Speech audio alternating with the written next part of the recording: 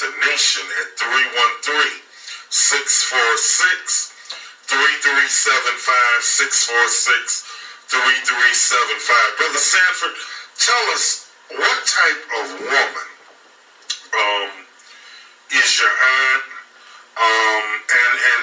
And tell us what type of woman that Ima Jean is. And we know Ima Jean, our elder, is still in the hospital. Yes, sir. Yes, sir. I went to see Miss Jean as well. Just before I left to come down here to Cincinnati, I went and took my aunt down there to go and see her. I'd heard the mayor came to see her. She was explaining to us when we got down there. My aunt told me she was just satisfied with the phone call. So I can, I guess, give shouts out to the mayor's office for giving us some consideration of. So you saying Mayor Bing came to see her? Yes, sir. All right. Well, that's one good thing that the mayor has done. To the hospital to see her.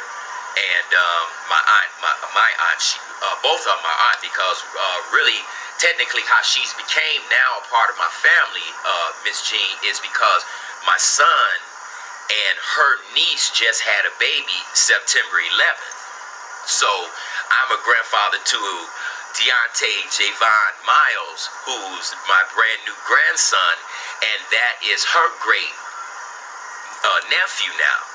So she hasn't even had a chance to see him yet, you know. And so when I get back home, or either her mother will take her, but she's still going to have some rehab and therapy that she has to do. So we have to find out what her schedule is so we can try to bring the baby down there so she can get a look at him and everything like that. But it's just, you know, see how close a life could have been lost and a life being born in just that matter of that chaos, you know, and still she has a lot of healing to go through. You know, but she was a strong woman, man.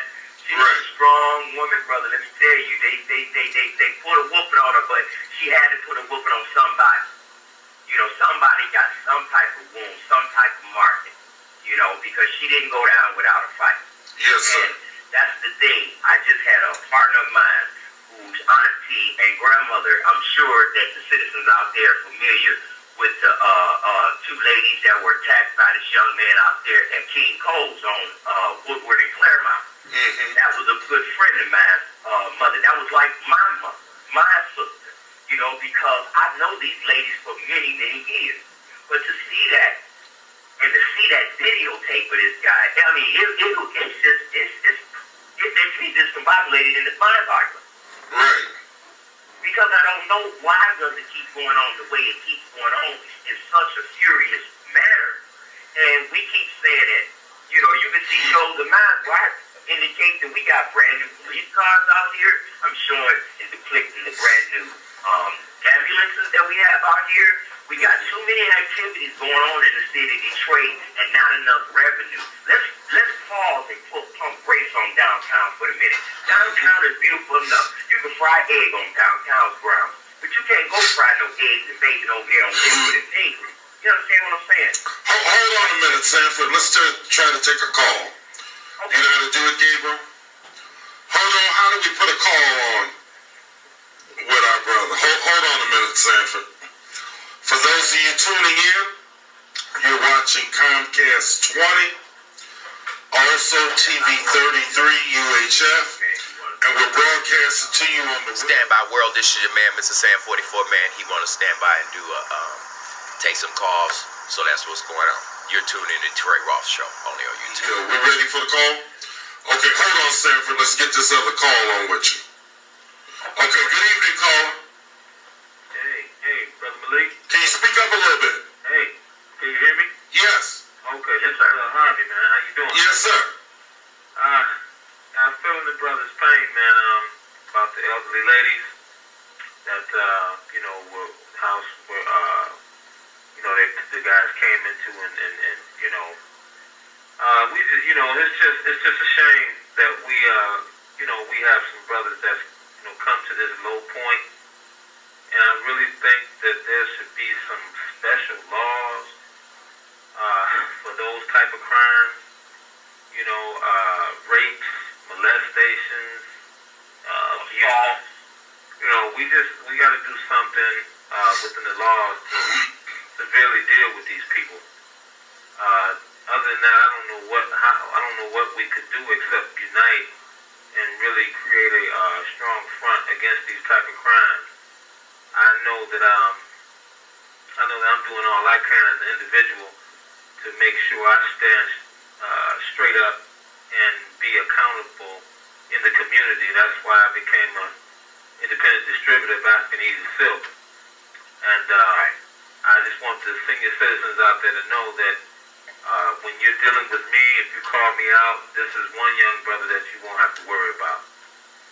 So, I just feel the brother's pain, and I just hope that this stops, man. You got the paper. Well, I take it to stop when we unite. Yeah. And we put it to a stop. The scripture tells us that the first sign of wisdom is fear of the Lord. Yeah, that's right. And one of the problems among many we're having in our community, and I know those of us who tend to come from a more nationalistic or African-centered perspective, we have been extremely critical of the church. But let me tell you something, as I'm a lot older, and I'm a little bit wiser. One thing about the church, whether if it was an extension of white supremacy or not, I'm not dealing on that issue right now. Right. The church told us right from wrong. Yeah. The church told us, thou shalt not go upside the head of 83-year-old and 89-year-old That's right. women. Thou shalt not grab women and beat them in the head and drag them in alleys. Thou shalt not gorilla stomp 85-year-old men and rob them. So the church, on the one hand, served a purpose, but nowadays we can't even, or we're refusing to make our children even go to church to get that. Right. Or run the house in such a way that the children know that there is things you just don't do. Right. Harvey, I need you to give me your number for African Easy Silk, brother. Yes, sir. To reach me for delivery of this amazing product line, African Easy Silk, I am Mr. Harvey, calling in the Malik Show. That number is area code 313-713-2860. I'll give it again. Area code 313-713-2860. If I don't answer, always leave a message and I'll get back to you. Thank you, my brother. Thank you, bro. All right. You there, Brother Sanford? Yes, sir. Okay. I want to open up the phone lines for the next couple minutes. People, family, we've all got aunts. We've all got mothers. We've all got grandmothers. Imagine your mother, your grandmother, your aunt, your wife being terrorized, robbed, beaten, tied up in the middle of the night. Now is the time for us to show that we care. If you just want to call in and say something encouraging to these two sisters, relative, that would be a beautiful thing to do. Just to let them know that you're praying. Just to let them know that you care. Just to let them know that you're coming out tomorrow. Right. And we're going to be there tomorrow at 7 p.m. We're going to have the Crime Stopper flyers. We're going door to door. We're going to ride around in the community. We're going to do some patrolling. Somebody saw something. Somebody heard something. Somebody knows something. And we're asking you not to snitch, but to stand up and tell. Snitching is when we both go rob the elderly women, and I get caught and lessen my time. I tell on you, Sanford, so that I can lessen my time. That's snitching.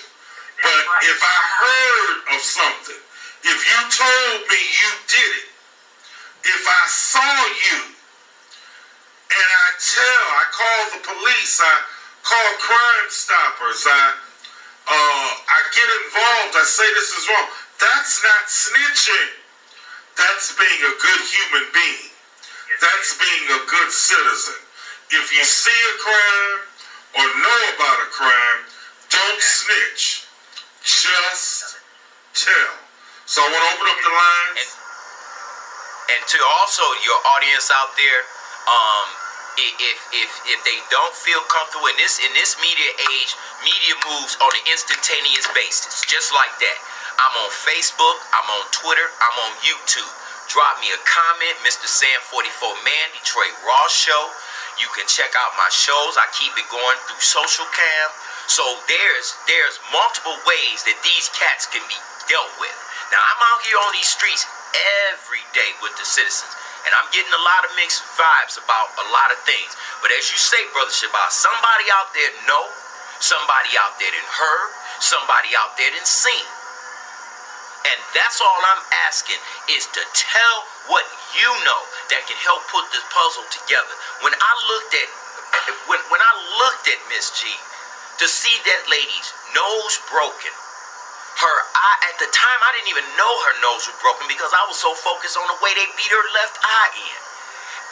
And then to know that later her nose was broken, her legs had been beaten in with a broomstick, that, you know, at 89 years old, I mean, broken. How could you break an 89-year-old lady's nose? I don't understand.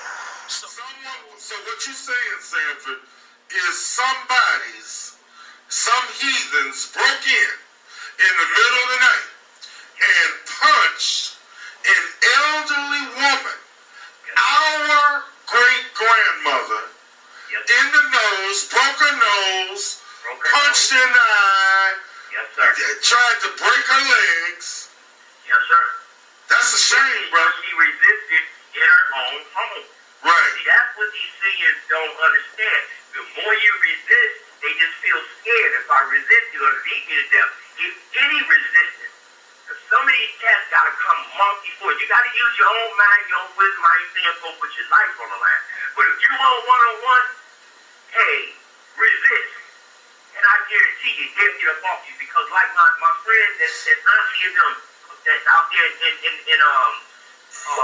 King Cole, they fought the resistance. They felt that they didn't do anything. They felt like, Sanford, we didn't feel like, yes, you did, because you stopped him. And you're supposed to resist. You're supposed to resist. If a man is getting ready to try to rape you, beat you, rob you, you have a fundamental God-given right to resist. Right. Don't submit. Resist. That's right. I want to open up the phone lines real quickly in the next couple minutes. We got 313-868-0342. But you know, Brother Shabazz, this is my thing that I'm hearing, you know, by you know, I have over 900 and some odd videos on the Detroit Raw Show on YouTube. And you know, the reason I started this show was because of the simple fact we had so much decay, so much abandoned buildings. The kids were about to go to school. I was saying this and saying it was a problem. We need to stand up and get our cameras and expose this and show how the downtown is so beautified and what is happening in our communities. And people didn't understand it at first, you know. And as I continued to build the show, I started to show how it is in the real raw sense of the inner city ghetto of Detroit. I was there when I knew before the financial manager came. I told my audience, I say, let me tell you one thing. This man is not going to come in the city of Detroit, or outer towner at that, and come in here and fix these finances. If y'all think that, you